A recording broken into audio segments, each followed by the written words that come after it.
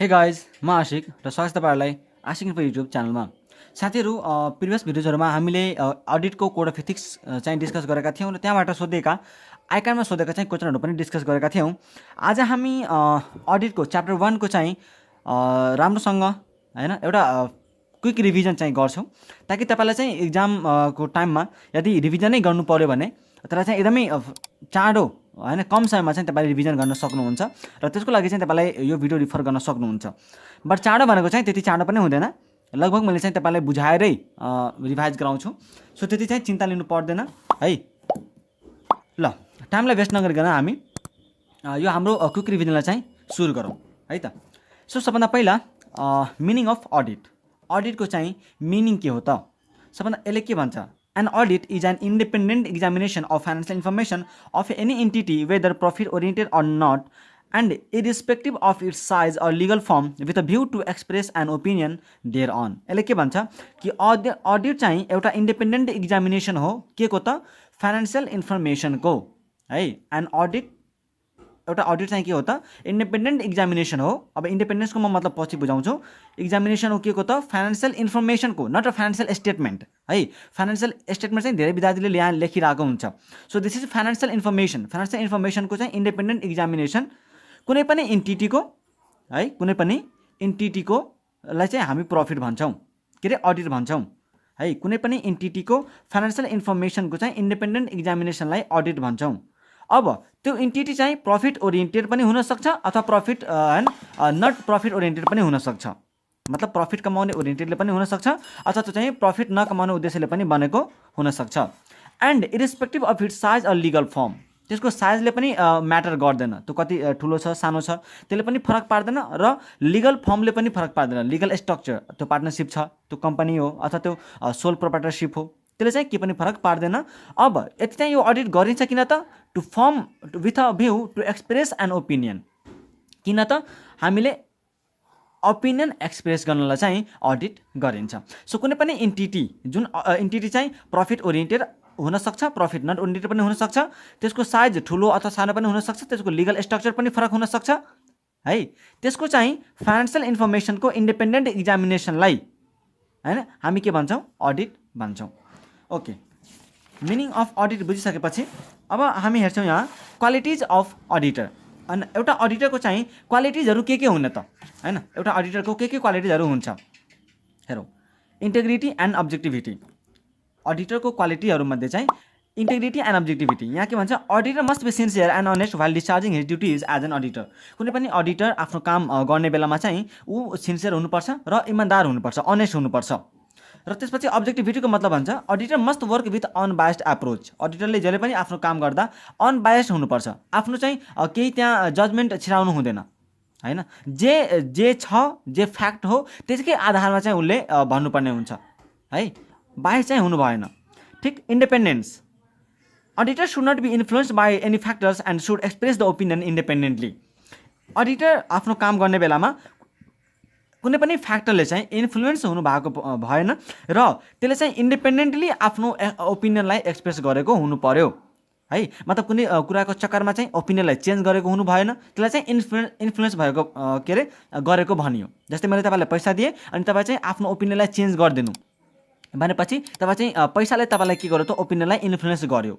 मैले तपाईँलाई धम्काएँ, तपाईँको ओपिनियन इन्फ्लुएन्स भयो है। त कुनै पनि फ्याक्टरले चाहिँ तपाईँको ओपिनियन इन्फ्लुएन्स हुनु भएन र तपाईँले जुन ओपिनियन एक्सप्रेस गरिराख्नु भएको छ त्यो चाहिँ इन्डिपेन्डेन्टली एक्सप्रेस भएको हुनु पर्यो है। त इन्डिपेन्डेन्स पनि के हो त? एउटा चाहिँ तपाईँको अडिटरको क्वालिटिज हो। नलेज, अब अडिटर भइसकेपछि नलेज नहुने कुरा त हुँदै भएन। म अडिटर छु तर मसँग नलेज छैन, त्यस्तो भन्न पाइयो? भन्नै पाइँदैन। सो कुनै पनि अडिटरसँग लको, एक्ट्सहरूको, रेगुलेसन्स, स्ट्यान्डर्डहरूको चाहिँ के हुनु पर्यो त? नलेज हुनै पर्यो। किनकि अडिट गर्दा हामी त्यो सबै कुराहरू चेक गर्छौँ नि त। फाइनेन्सियल स्टेटमेन्ट ललाई कम्प्लाई गरेर बनाएको हुन्छ, एक्टलाई कम्प्लाई गरेर बनेको हुन्छ होइन, अकाउन्टिङ स्ट्यान्डर्डहरूलाई कम्प्लाई गरेर बनेको हुन्छ। यदि तपाईँलाई त्यसकै नलेज भएन भने तपाईँ के को अडिट गर्नुहुन्छ? तपाईँले राम्रोसँग अडिटै गर्न आउँदैन। त्यही भएर चाहिँ यो सबै कुराहरूको तपाईँसँग के हुनु पर्यो? नलेज हुनु पर्यो। र यति मात्रै भएर पनि भएन, तपाईँसँग चाहिँ क्लाइन्टको बिजनेसको पनि के हुनु पर्यो त? नलेज हुनु पर्यो कि क्लाइन्टको बिजनेस चाहिँ के हो, त्यो चाहिँ कसरी हैन अपरेट गर्छ हैन, त्यो सबै कुराहरू चाहिँ तपाईँले बुझेको हुनुपर्छ। सो यो पनि एउटा के हो? नलेज, क्वालिटी अफ अडिटर हो है त। Fourth number communication skill. अब एज एन अडिटर भइसकेपछि तपाईँले चाहिँ धेरै कुराहरू धेरै मान्छेहरूसँग चाहिँ बोल्नुपर्ने हुन्छ, त्यसलाई कम्युनिकेट गर्नुपर्ने हुन्छ। त्यही भएर अडिटरलाई चाहिँ कम्युनिकेसन स्किल पनि हुनुपर्छ। यो पनि एउटा क्वालिटिज अफ अडिटर हो। त्यसपछि जजमेन्ट एन्ड म्यानेजमेन्ट। अडिटरसँग चाहिँ आफ्नो स्टाफहरूलाई हैन, अडिटरले आफ्नो स्टाफसँग अथवा म्यानेजमेन्टको स्टाफसँग चाहिँ के गर्छ, डिल गर्नुपर्ने हुन्छ। त्यही भएर अडिटरसँग एउटा के हुनुपर्छ त भन्दाखेरि गुड जजमेन्ट हुनुपर्छ। कुन सिचुएसनलाई कसरी डिल गर्ने भन्ने कुरा चाहिँ जजमेन्ट हुनुपर्छ, डिसिजन लिने क्षमता हुनुपर्छ र आफ्नो के अरे उसले चाहिँ ट्रान्जेक्सनहरूलाई चुज गर्ने बेलामा पनि हैन, ट्रान्जेक्सनहरूलाई चुज गर्ने बेलामा पनि सिलेक्ट गर्ने बेलामा पनि आफ्नो के गर्छ, जजमेन्टलाई एप्लाई गर्छ है। ट्रान्जेक्सन चुज गर्नु भनेको मतलब चाहिँ स्याम्पलिङ गर्ने बेलामा। ओके, एफ नम्बरमा लजिकल एन्ड टेक्निकल स्किल्स। अडिटरसँग के हुनु पर्यो भन्दाखेरि लेटेस्ट ल र रेगुलेसनको चाहिँ अपडेटेड हैन नलेज हुनु पर्यो हैन। किनकि तपाईँले जुन एक्ट पढ्नु भएको छ त्यो एक्टमा त अमेन्डमेन्टहरू आइरहेको छ, त्यो अमेन्डमेन्टहरूसँग पनि तपाईँको चाहिँ हुनु पर्यो हैन, अपडेटेड हुनु पर्यो तपाईँ है त। त्यसपछि चाहिँ तपाईँले अडिटरसँग एउटा गुड लजिकल स्किल पनि हुनुपर्छ हैन। एउटा राम्रो लजिकल स्किल किन हुनुपर्छ भन्दाखेरि कुनै पनि डाटालाई चाहिँ एनालाइज गर्नलाई, त्यसलाई इन्टरप्रेट गर्नलाई हैन, त्यसको लागि चाहिँ तपाईँले के हुनुपर्छ, लजिकल स्किल्स पनि हुनुपर्छ। त्यसपछि कन्फिडेन्सियलिटीको मतलब के भयो कि एउटा अडिटरले अडिट गर्ने दौरानमा त धेरै प्रकारका इन्फर्मेसनहरू पाउने गर्दछन् कम्पनीबाट हैन, इन्टिटीबाट।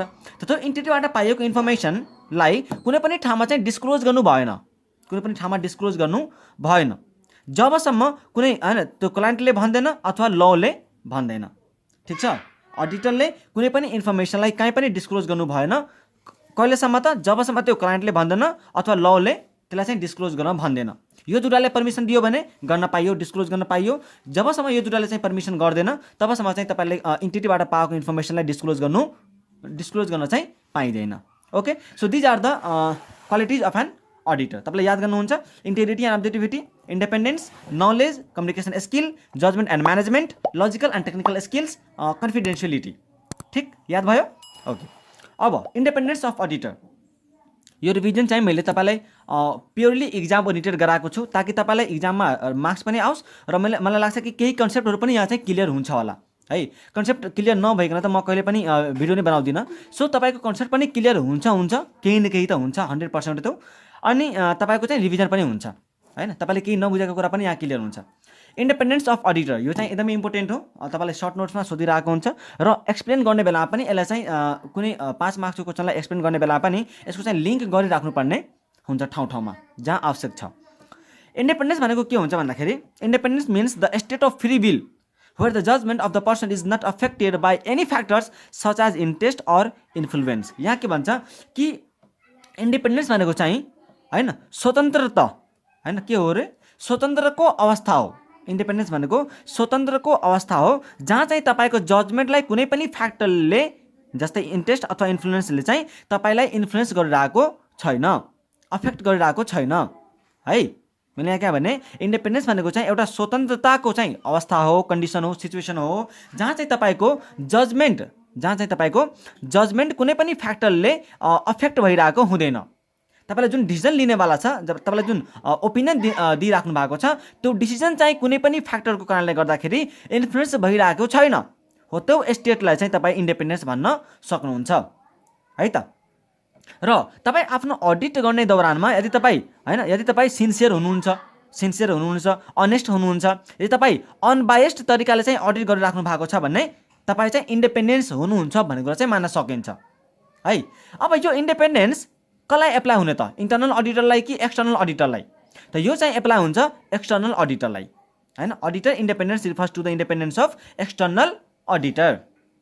ओके, सो अब यहाँ के भन्छ भन्दाखेरि कि कुनै पनि इन्डिपेन्डेन्सले इन्डिपेन्डेन्स कन्सेप्टले के भन्छ कि कुनै पनि अडिटरले आफ्नो काम चाहिँ फ्रीली गरेको हुनु पर्यो र अब्जेक्टिभ म्यानरमा चाहिँ गरेको हुनु पर्यो। अब्जेक्टिभ म्यानर भनेको हामीले पढिसक्यौँ, अनबायस्ड तरिकाले चाहिँ गरेको हुनु पर्यो। त्यसमा आफ्नो कुनै पनि फ्याक्टरले चाहिँ इन्फ्लुएन्स गरेको हुनु भएन। अब इन्डिपेन्डेन्समा चाहिँ दुईवटा कुरा पर्छ, एउटा इन्डिपेन्डेन्स अफ माइन्ड, एउटा चाहिँ independence in appearance. Independence of mind and independence in appearance. Independence of mind भनेको चाहिँ के हो त? इन्डिपेन्डेन्स अफ माइन्ड भनेको यहाँ हेर्नु, it refers to the state of mind. यो चाहिँ माइन्डको त्यस्तो अवस्था हो जहाँ that permits the expression of a conclusion without being affected by influences that compromise professional judgement. होइन, यहाँ के भन्छ भन्दाखेरि कि तपाईँले चाहिँ इन्डिपेन्डेन्स अफ माइन्ड भनेको यस्तो अवस्था हो जहाँ तपाईँ आफ्नो डिसिजनलाई आफ्नो कन्क्लुजनलाई आफ्नो कन्क्लुजनलाई प्रोफेसनल जजमेन्टलाई चाहिँ अफेक्ट नगरिकन एक्सप्रेस गरिराख्नुहुन्छ है। इन्डिपेन्डेन्स अफ माइन्ड भनेको चाहिँ त्यस्तो अवस्था हो जहाँ तपाईँ आफ्नो कन्क्लुजनलाई प्रोफेसनल जजमेन्टलाई चाहिँ कम्प्रोमाइज नगरिकन एक्सप्रेस गरिराख्नुहुन्छ है त। अनि इन्डिपेन्डेन्स इन माइन्ड एपियरेन्स भनेको के भयो त? इन्डिपेन्डेन्स इन एपियरेन्स भनेको चाहिँ the evidence of facts and circumstances that are so significant that a reasonable and informed third party would be likely to conclude weighing all the specific facts and circumstances that a firm's or member of the audit team integrity objectivity and professional scepticism has been compromised. त independence of माइन्डको मतलब मैले भने कि माइन्डको यस्तो अवस्था जहाँ तपाईँ आफ्नो प्रोफेसनल जजमेन्टलाई चाहिँ इन्फ्लुएन्स नगरिकन होइन अफेक्ट नगरिकन आफ्नो कन्क्लुजनलाई एक्सप्रेस गर्नुहुन्छ, त्यसलाई भन्छ independence of mind. Independence in appearance भनेको चाहिँ के भयो भन्दाखेरि कि तपाईँ त्यस्तो फ्याक्टहरूलाई होइन अथवा त्यस्तो सर्कमस्टान्सेसहरूलाई चाहिँ एभोइड गरिराख्नुहुन्छ जुन फ्याक्ट र सर्कमस्टान्सेस चाहिँ यति सिग्निफिकेन्ट छ कि अरू कुनै मान्छेले त्यसलाई हेरेर चाहिँ यो कुरा होइन यो चाहिँ पत्ता लगाउन सक्छ कि तपाईँको अथवा त्यो फर्मको चाहिँ इन्टेग्रिटी अब्जेक्टिभिटी र प्रोफेसनल स्केप्टिसिजम चाहिँ कम्प्रोमाइज भएको छ भन्ने कुरा होइन, बुझ्नु भएन? मतलब तपाईँ इन्डिपेन्डेन्स इन एपियरेन्स भनेको चाहिँ के कुरा भयो भन्दाखेरि तपाईँ अडिट गर्ने बेलामा चाहिँ तपाईँ इन्डिपेन्डेन्स हुनुहुन्छ भन्ने कुरा मात्रै सोचेर भएन कि त्यो चाहिँ देख्नु पनि पर्यो, अरू मान्छेले तपाईँलाई चाहिँ देखेर पनि थाहा पाउनु पर्यो कि हो यो मान्छे चाहिँ इन्डिपेन्डेन्ट छ होइन। तपाईँलाई चाहिँ त्यस्तो एक्टिभिटी चाहिँ गर्नुहुन्न जुन एक्टिभिटीले चाहिँ अरू मान्छेलाई यो थाहा होस् कि तपाईँको चाहिँ इन्टेग्रिटी अब्जेक्टिभिटी र प्रोफेसनल स्केप्टिसिजम चाहिँ कम्प्रोमाइज भएको छ भन्ने कुरा, तपाईँलाई यो तीनवटा कुरा चाहिँ फलो गरिराख्नु भएको छैन भन्ने कुरा है। त इन्डिपेन्डेन्स इन एपियरेन्स भनेको तपाईँले त्यस्तो फ्याक्ट र सर्कमस्टान्सेसहरूलाई चाहिँ एभोइड गरिराख्नुहुन्छ जुन कुरा चाहिँ होइन जुन चाहिँ सिग्निफिकेन्ट छ र त्यसलाई हेरेर एउटा रिजनेबल र इन्फर्म्ड थर्ड पार्टीले अर्को मान्छेले चाहिँ यो कुरा चाहिँ कन्क्लुड गर्न सक्छ कि यो मान्छेको अथवा यो फर्मको चाहिँ इन्टेग्रिटी अब्जेक्टिभिटी र प्रोफेसनल स्केप्टिसिजम चाहिँ कम्प्रोमाइज भएको छ। ओके, सो अब चाहिँ मलाई लाग्छ बुझ्नु भयो होला। ओके, अब चाहिँ हामीसँग इन्डिपेन्डेन्सको त कुरा गऱ्यौँ, इन्डिपेन्डेन्स चाहिँ हुनुपर्छ भन्ने कुरा हामीले गऱ्यौँ। अब यहाँ हामीसँग छ थ्रेट्स टु इन्डिपेन्डेन्स होइन, थ्रेट्स टु इन्डिपेन्डेन्स। अब इन्डिपेन्डेन्स त हामी रहन्छौँ ठिक छ, तर इन्डिपेन्डेन्स रहनलाई चाहिँ हामीसँग के थ्रेटहरू आउन सक्छ, हामीलाई के प्रकारका चाहिँ थ्रेटहरू आउन सक्छ। नम्बर 1 थ्रेट छ self interest threat. Self interest threat यो चाहिँ धेरै इम्पोर्टेन्ट क्वेसन छ र मैले चाहिँ मात्रै इम्पोर्टेन्ट क्वेसनहरूकै चाहिँ रिभिजन गराउँछु है। त यो धेरै इम्पोर्टेन्ट क्वेसन छ, लगभग चाहिँ धेरैचोटि सोधिएको हुन्छ, यो 5 मार्क्समा आइरहेको हुन्छ अनि डाइरेक्ट क्वेसनमा। सो प्लिज यसलाई चाहिँ लिभ नगर्नु होला यो यस्तो क्वेसनहरूलाई, मतलब मैले जे कुरालाई चाहिँ रिभाइज गराउँछु नि त्यसलाई चाहिँ कहिले पनि लिभ नगर्नु होला त्यो क्वेसनलाई। अब सेल्फ इन्ट्रेस्ट थ्रेट भनेको चाहिँ के हो? It occurs when the audit firm or member of the audit team could benefit from a financial interest in or other self-interest conflict with an audit client. यहाँ चाहिँ सेल्फ इन्ट्रेस्ट थ्रेट त्यति बेला आउँछ जब audit फर्मले अथवा त्यो audit टिमको मेम्बरले चाहिँ आफूलाई त्यो इन्टिटीबाट फाइनेन्सियली इन्ट्रेस्ट होइन लिन सक्छ, फाइनेन्सियल बेनिफिट लिन सक्छ, बुझ्नुभयो? सेल्फ इन्ट्रेस्ट थ्रेट त्यति बेला आउँछ जब अडिट फर्मले अथवा त्यो अडिट टिमको मेम्बरले त्यो इन्टिटीबाट चाहिँ के गर्न सक्छ त आफूलाई बेनिफिट पहुँचाउन सक्छ, आफूलाई बेनिफिट हुन सक्छ, हो त्यति बेलामा चाहिँ सेल्फ इन्ट्रेस्ट थ्रेटको कुरा आउँछ। जस्तै suppose having a close business relationship with an audit client, यो चाहिँ तपाईँका इक्जाम्पलहरू छ है, इक्जाम्पलहरू पनि सोध्छ इक्जाममा, बुझ्नुभयो? त having a close business relationship with an audit client, तपाईँको जुन अडिट क्लाइन्ट छ तपाईँको जुन क्लाइन्टको चाहिँ तपाईँ अडिट गरेर राख्नुहुन्छ त्योसँग एकदमै क्लोज बिजनेस रिलेसनसिप छ भने तपाईँलाई चाहिँ त्यहाँ थ्रेट आउन सक्छ, तपाईँ इन्डिपेन्डेन्ट नहुन पनि सक्नुहुन्छ होइन, तपाईँ चाहिँ अनबायस्ड तरिकाले चाहिँ त्यसको अडिट पनि गर्न सक्नुहुन्छ, हो त्यही भनेको चाहिँ त्यो थ्रेट हो, बुझ्नुभयो? त्यही थ्रेट आयो नि त तपाईँको होइन, जुन चाहिँ तपाईँलाई इन्डिपेन्डेन्सलाई फलो गर्न दिइरहेको छैन, हो त्यही त थ्रेट हो होइन। त्यस्तै potential employment with an audit client, मतलब त्यो अडिट क्लाइन्टमा चाहिँ तपाईँको पोटेन्सियल इम्प्लोइमेन्ट मतलब तपाईँ चाहिँ जागिर पाउन पनि सक्नुहुन्छ होइन। त त्यो कुरा चाहिँ तपाईँले सोच्नुभयो भने तपाईँले अलिकति चाहिँ काहीँ न काहीँ तपाईँ आफ्नो जजमेन्टलाई इन्फ्लुएन्स गर्नुहुन्छ हो कि होइन, कि मैले यसको चाहिँ अडिटमा यसरी गरिदिएँ भने मैले चाहिँ पक्कै पनि यो कम्पनीमा इम्प्लोइमेन्ट पनि पाउन सक्छु, जागिर पनि पाउन सक्छु भन्ने कुरा चाहिँ तपाईँको मनमा सोच आउँछ र तपाईँले चाहिँ आफ्नो जजमेन्टलाई गर्नुहुन्छ, अफेक्ट गर्नुहुन्छ हो, त त्यो थ्रेट हो। अब contingent fees relating to audit engagement, तपाईँले चाहिँ कन्टिजेन्ट फी राख्नु भएको छ र यो कुरा चाहिँ हामीले कोड अफ इथिक्समा पढाएको थियौँ कि कन्टिजेन्ट फी चाहिँ राख्नु पर्दैन, कुनै पनि अडिटरले चाहिँ, प्रोफेसनल अकाउन्टेन्टले चाहिँ राख्न पाउँदैन। त तपाईँले यदि कन्टिजेन्ट फी राख्नु भएको छ भने तपाईँको पक्कै पनि के हुन्छ, त्यहाँ थ्रेट आउँछ। किनकि त्यो कन्टिजेन्ट फी चाहिँ कुनै इभेन्टमा डिपेन्ड हुन्छ, त्यो इभेन्ट भयो भने पाउने, नभयो भने नपाउने। त्यही भएर चाहिँ तपाईँको के हुन्छ, तपाईँ कोसिस गर्नुहुन्छ कि यो चाहिँ पाइहालौँ होइन, कम्पनी चाहिँ पाइहालोस् ताकि म पनि त्यो त्यहाँबाट चाहिँ पैसा पाऊँ भन्ने कुरा। त त्यही भएर चाहिँ तपाईँको त्यहाँ पनि के हुन्छ, थ्रेट आउँछ। ओके, अब छ 2 नम्बरमा self review threat. Self review threat भनेको चाहिँ it occurs when the audit firm or an individual audit team member is put in a position of reviewing subject matter for which the firm or individual was previously responsible and which is significant in the context of an audit engagement. अब यहाँ self review थ्रेटको चाहिँ तपाईँले पढ्ने बित्तिकै बुझिसक्नुभयो होला कि self review threat त्यति बेला हुन्छ जब एउटा अडिट फर्म अथवा त्यो अडिट फर्मको चाहिँ टिम मेम्बरहरूलाई, इन्डिभिजुअल टिम मेम्बरहरूलाई यस्तो ठाउँमा राखिदिन्छ जहाँ तिनीहरूले आफैले बनाएको सब्जेक्ट म्याटरलाई चाहिँ रिभ्यू गर्नुपर्ने हुन्छ होइन। सेल्फ रिभ्यू थ्रेट कति बेला आउँछ, जब आफैले बनाएको कुरालाई चाहिँ आफैले रिभ्यू गर्नुपर्ने हुन्छ, त्यति बेला चाहिँ के हुन्छ त, सेल्फ रिभ्यू थ्रेट आउँछ। मैले बनाएको कुरालाई मैले के चेक गर्नु भन्ने त हुन्छ सबैलाई।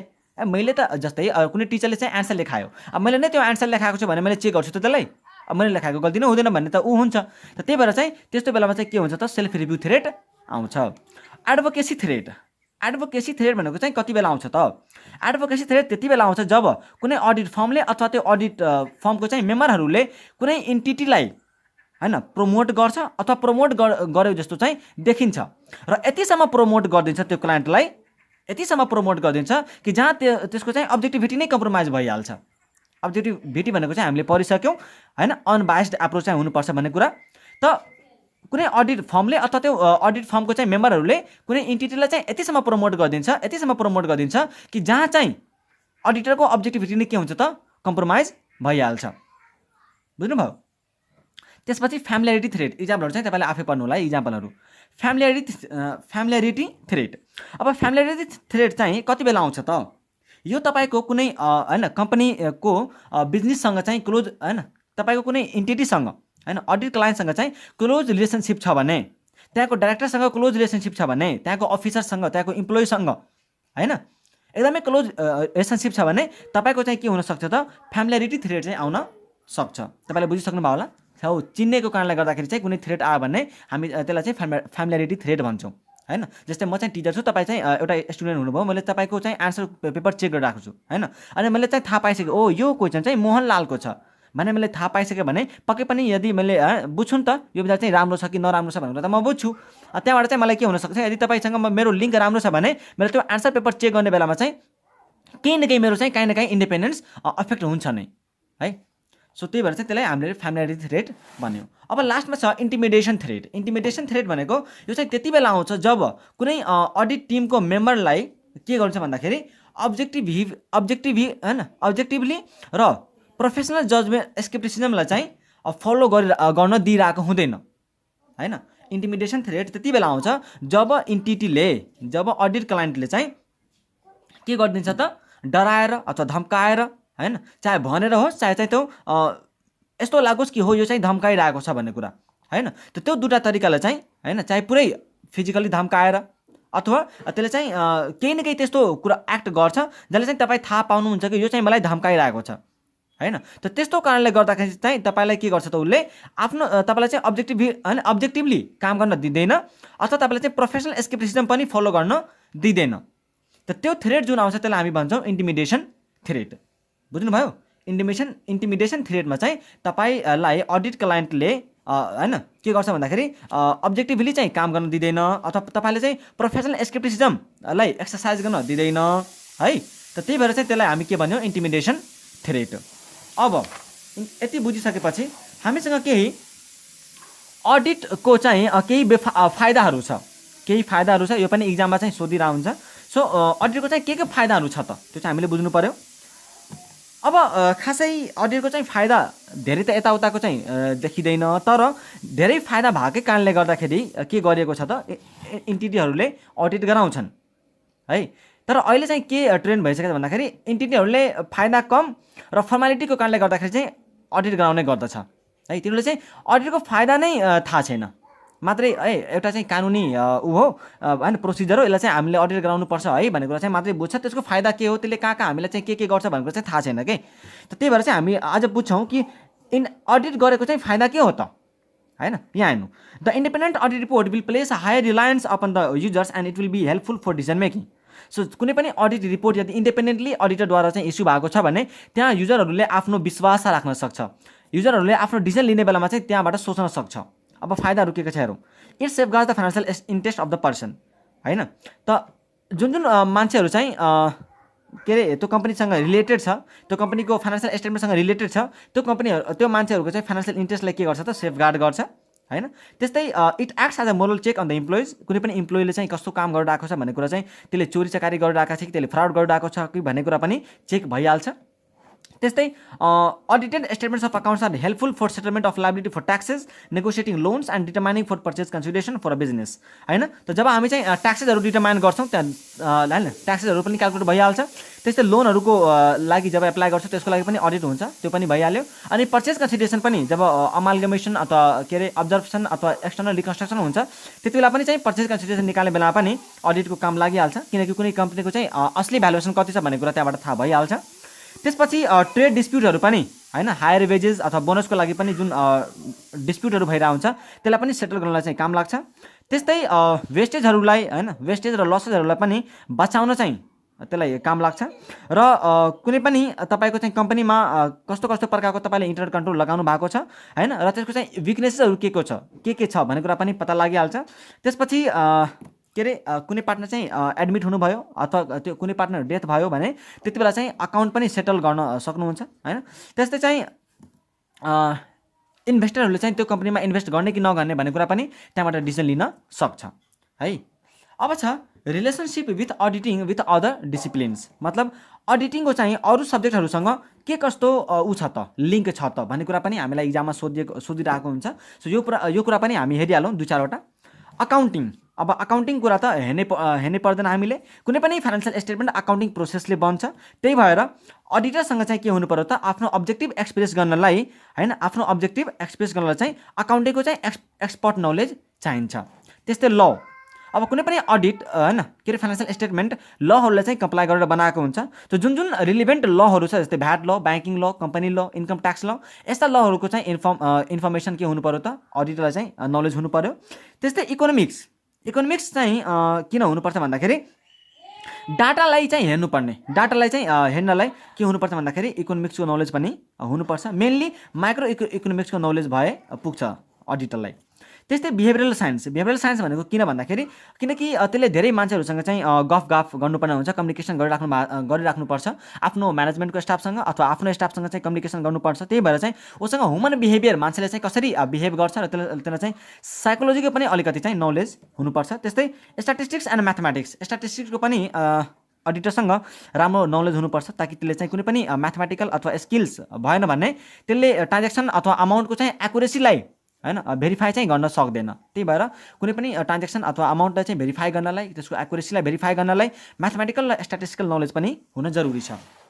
त्यसपछि डाटा प्रोसेसिङ र कम्प्युटर सिस्टम, आजको जमानामा चाहिँ कुनै पनि काम कम्प्युटरको कारणले गर्दाखेरि हैन, कम्प्युटरले हुने भएको कारणले गर्दाखेरि कम्प्युटर सिस्टमको पनि चाहिँ नलेज हुन जरुरी छ।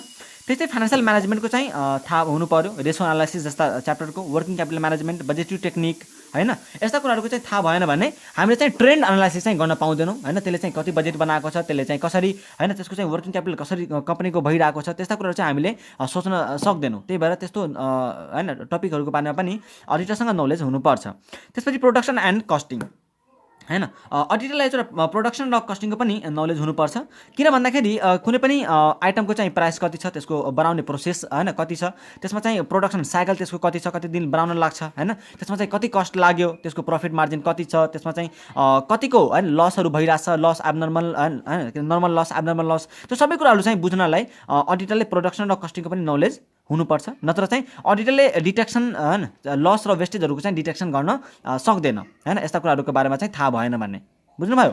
सो प्रोडक्सन साइकल, त्यसको प्रोसेस, त्यसको चाहिँ प्राइस कसरी डिटरमाइन गरिन्छ, त्यो कुराहरू चाहिँ बारेमा उसको नलेज हुनु पर्यो। सो अब छ objectives of audit. Objectives of audit त जब हामी NSA 200 पढ्छौँ त्यति बेला म चाहिँ तपाईँलाई क्लियर गर्छु नै, बट अहिले चाहिँ म थोरै तपाईँलाई भन्न चाहन्छु कि तपाईँले यहाँ हेर्नु होला, NSA 200 अनुसारले चाहिँ अडिटको दुईवटा अब्जेक्टिभ हुन्छ, एउटा प्राइमरी अब्जेक्टिभ हुन्छ र एउटा चाहिँ सेकेन्डरी अब्जेक्टिभ हुन्छ। प्राइमरी अब्जेक्टिभ के हुन्छ भन्दाखेरि कि फाइनेन्सियल स्टेटमेन्टमा ओपिनियन चाहिँ एक्सप्रेस गर्नु पर्यो। फाइनेन्सियल स्टेटमेन्टमा ओपिनियन एक्सप्रेस गर्नु नै के हो त प्राइमरी अब्जेक्टिभ हो। र सेकेन्डरी अब्जेक्टिभ के हो भन्दाखेरि कि कुनै मिस स्टेटमेन्ट भएको छ कि छैन भन्ने कुरालाई डिटेक्ट गर्ने र रिपोर्ट गर्ने भन्ने कुरा नै के छ त सेकेन्डरी अब्जेक्टिभ हो। अब जुन मिस स्टेटमेन्ट छ त्यो चाहिँ दुईवटा कारणले भएको हुनसक्छ, अथवा त्यो चाहिँ फ्रडले भएको हुनसक्छ अथवा त्यो चाहिँ एररले भएको हुनसक्छ है। त प्राइमरी अब्जेक्टिभ के भयो, ओपिनियन एक्सप्रेस गर्ने। सेकेन्डरी अब्जेक्टिभ भयो कि कुनै प्रकारको चाहिँ मिस स्टेटमेन्ट भएको छ कि छैन। त्यो मिस स्टेटमेन्ट दुईवटा कारणले भएको हुनसक्छ, चाहे त्यो फ्रडले हुनसक्छ अथवा चाहे त्यो एररको कारणले गर्दाखेरि हुन सक्छ। त म चाहिँ यो पछि डिटेलमा चाहिँ यसलाई डिस्कस गर्छु, अहिले चाहिँ सिम्पली बुझिहालौँ है। त्यसपछि चाहिँ हामीसँग इनहेरेन्ट लिमिटेसन अफ अडिट। अडिटको इनहेरेन्ट लिमिटेसन भन्दाखेरि अडिटको चाहिँ केही लिमिटेसनहरू छ हैन, जुन लिमिटेसन तपाईँले जतिसुकै राम्रोसँग प्लानिङ गरेर हैन अडिट गर्नुभयो भने त्यही पनि यो लिमिटेसन चाहिँ रहिरहन्छ, त्यसलाई भन्छ हामीले इनहेरेन्ट लिमिटेसन है। त यही लिमिटेसन भएको कारणले गर्दाखेरि है, यही लिमिटेसन भएको कारणले गर्दाखेरि चाहिँ अडिटरले के गर्छ त आफ्नो ओपिनियन एक्सप्रेस मात्रै गर्छ, उसले के गर्दैन त पुरै ग्यारेन्टी चाहिँ दिँदैन। यसले चाहिँ के गर्दैन, ग्यारेन्टी चाहिँ दिँदैन हैन। इनहेरेन्ट लिमिटेसनको कारणले गर्दाखेरि अडिटरले ग्यारेन्टी दिन सक्दैन। सो इनहेरेन्ट लिमिटेसन भनेको त्यस्तो खालको लिमिटेसनहरू हो त्यो जुन चाहिँ जहिले पनि रहन्छ, तपाईँले जति गरे पनि त्यसलाई चाहिँ हटाउन सक्नुहुन्न हो। तपाईँले त्यसलाई चाहिँ कम चाहिँ गर्न सक्नुहुन्छ इनहेरेन्ट लिमिटेसनलाई, तर हटाउन चाहिँ सक्नुहुन्न। अब के कस्तो प्रकारको इनहेरेन्ट लिमिटेसन हुन्छ त अडिटको, त्यो चाहिँ हेरौँ। नम्बर 1 टेस्ट चेकिङ, जसलाई हामी स्याम्पलिङ पनि भन्छौँ। अडिटरले जब अडिट गर्छ त कुनै पनि इन्टिटीको चाहिँ त्यति ट्रान्जेक्सनमध्ये त सबै ट्रान्जेक्सनलाई त चेक गर्दा हुँदैन, साध्य छैन। त त्यतिमध्ये उसले के गर्छ, केही स्याम्पलहरू चाहिँ सिलेक्ट गर्छ अनि स्याम्पलहरूलाई मात्रै के गर्छ त उसले हैन के गर्छ त अडिट गर्छ, त्यसको चाहिँ चेक गर्छ। र केही ट्रान्जेक्सनहरू उठाएको कारणले गर्दाखेरि जुन ट्रान्जेक्सनहरू बचिहाल्छ त्यो हैन, जुन अनचेक्ड आइटमहरू हुन्छ त्यो अनचेक्ड आइटममा त मिस स्टेटमेन्ट हुनसक्छ, त्यो अनचेक्ड आइटममा मिस स्टेटमेन्ट हुन सक्छ। त त्यही भएर यदि त्यो अनचेक्ड आइटममा मिस स्टेटमेन्ट भयो भने के अडिटरले राम्रोसँग आफ्नो ओपिनियन एक्सप्रेस गर्न सक्यो त, गर्न सकेन है। एक त पुरैको पुरै ट्रान्जेक्सन अडिट गर्न पनि गाह्रो हैन, र त्यो अडिटरले चाहिँ यदि स्याम्पलिङ गरेर ट्रान्जेक्सन के अरे अडिट गरिरहेछ भने, चेक गरिरहेछ भने जुन अनचेक्ड आइटम छ त्यहाँ त मिस स्टेटमेन्ट हुन सक्ने त पोसिबिलिटी छ, केही न केही पोसिबिलिटी छ। यदि त्यो अनचेक्ड आइटममा मिस स्टेटमेन्ट पाइहाल्यो भने अडिटरको ओपिनियन के भयो, गलत भयो कि भएन। त त्यही भएर चाहिँ यो एउटा इनहेरेन्ट लिमिटेसन अफ अडिटमा पर्यो। Number 2 involvement of judgement.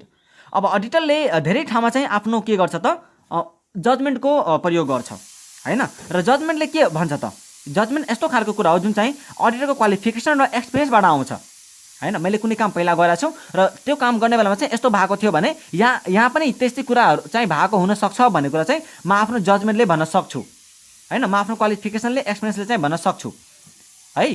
त जरुरी त छैन नि कि अडिटरको जजमेन्ट चाहिँ सधैँ करेक्ट नै हुन्छ भन्ने कुरा त, जरुरी त छैन। अडिटरले आफ्नो जजमेन्ट सधैँ सही नै लगाउँछ भन्ने कुरा त सही छैन नि त, गलत पनि हुनसक्छ। त यदि अडिटरको जजमेन्ट गलत भयो भने के त्यसको ओपिनियन गलत हुँदैन, हुन्छ। त त्यही भएर यो पनि एउटा के भयो, इनहेरेन्ट लिमिटेसन अफ अडिटमा पर्यो। Number 3 nature of audit evidence. जुन अडिट एभिडेन्स हुन्छ त्यसको नेचर कस्तो हुन्छ त, पर्जुएजिभ हुन्छ, कन्क्लुजिभ चाहिँ हुँदैन है। कन्क्लुजिभ भनेको यस्तो खालको, कन्क्लुजिभ भनेको चाहिँ यस्तो खालको अडिट एभिडेन्स जसलाई हेरेर चाहिँ तपाईँले अरू कुनै अडिट एभिडेन्स ल्याउनै पर्दैन, त्यो अडिट एभिडेन्स चाहिँ तपाईँलाई डिसिजन लिनलाई हुन्छ, सफिसियन्ट हुन्छ, त्यसबाट तपाईँले अरू कुनै अडिट एभिडेन्स ल्याउनु पर्दैन।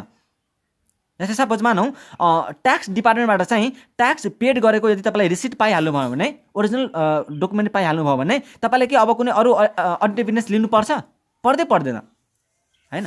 त्यही पनि त त्यस्तो खालको अडिट एभिडेन्स चाहिँ अब त्यही पनि चाहिँ कन्क्लुजिभ हुँदैन, किनकि त्यो के थाहा त्यो चाहिँ फ्रडली यदि इस्यु गराएको छ कि हैन। त्यही भएर अडिट इभिडेन्सको नेचर कस्तो हुन्छ, पर्सुएसिभ हुन्छ, कन्क्लुजिभ हुँदैन र त्यसकै कारणले गर्दाखेरि अडिटरले रिजनेबल एस्युरेन्स मात्रै गर्छ हैन, एब्सोल्युट एस्युरेन्स चाहिँ दिँदैन। त्यही कारणले अडिटरले के गर्छ त, रिजनेबल एस्युरेन्स मात्रै दिन्छ हैन, एब्सोल्युट एस्युरेन्स चाहिँ दिँदैन है। र त्यस केही इभिडेन्सहरू चाहिँ म्यानेजमेन्टले पनि के गरेको हुनसक्छ, फर्ज गरेको हुनसक्छ, त्यहाँ फ्रड गरेको हुनसक्छ। जस्तै फेक इन्भोइसहरू बनाएको हुनसक्छ, फेक डकुमेन्टहरू चाहिँ तयार पारेको हुनसक्छ। त फेक इन्भोइसहरू बनायो भने, डकुमेन्टहरू बनायो भने के अडिटले सबैले चाहिँ डिटेक्ट गर्न सक्छ त, सक्दैन। त त्यही भएर तपाईँले जतिसुकै प्लानिङ गरेर अडिट गर्नुहोस्, केही न केही लिमिटेसन चाहिँ तपाईँलाई आइहाल्छ। त अडिट इभिडेन्स पनि को नेचर पनि के भयो त, एउटा अडिटको इनहेरेन्ट लिमिटेसनमा पर्यो। अब लास्टमा छ inherent limitation of internal control system. Internal control सिस्टमको इनहेरेन्ट लिमिटेसन पनि के हो त भन्दाखेरि तपाईँको चाहिँ इनहेरेन्ट लिमिटेसन अफ अडिट हो है। कम्पनीले जुन इन्टरनल कन्ट्रोल सिस्टम लगाएको छ त्यो चाहिँ के हो त, म्यानेजमेन्टको रिस्पोन्सिबिलिटी हो है। कम्पनीमा इन्टरनल कन्ट्रोल सिस्टम लगाउनु त म्यानेजमेन्टको रिस्पोन्सिबिलिटी हो। तर इन्टरनल कन्ट्रोल सिस्टम लगाउँदै पनि इन्टरनल कन्ट्रोल सिस्टमको पनि आफ्नो केही इनहेरेन्ट लिमिटेसनहरू छ, जसको कारणले इन्टरनल कन्ट्रोल सिस्टम पनि राम्रोसँग इफेक्टिभ हुँदैन, राम्रो इफिसियन्ट हुँदैन, त्यो कन्टिन्यू चल्दैन। जस्तै कस्ट इफेक्टिभनेस हैन, unusual transaction, change in condition, collusion among employees हैन, इम्प्लोइजहरू नै मिलेर घोटाला गरिरहेछ भने त्यो त फ्रड भइहाल्यो है। त त्यस्तो कुराहरू चाहिँ भइरहेछ भने तपाईँले अडिटरलाई चाहिँ राम्रोसँग अडिट गर्न पाउँदैन। त्यही भएर यस्ता कुराहरूलाई हामीले इनहेरेन्ट लिमिटेसन अफ अडिटमा राख्यौँ। सो आजको यो भिडियोमा हामी यति नै डिस्कस गर्छौँ। अर्को भिडियोमा म NSA 200 को भिडियो लिएर आउँछु है, NSA 200 को भिडियो लिएर आउँछु। तपाईँलाई एकचोटि चाहिँ त्यसलाई पढेर राख्नु होला। Thank you so much for watching this video. Take care, bye by.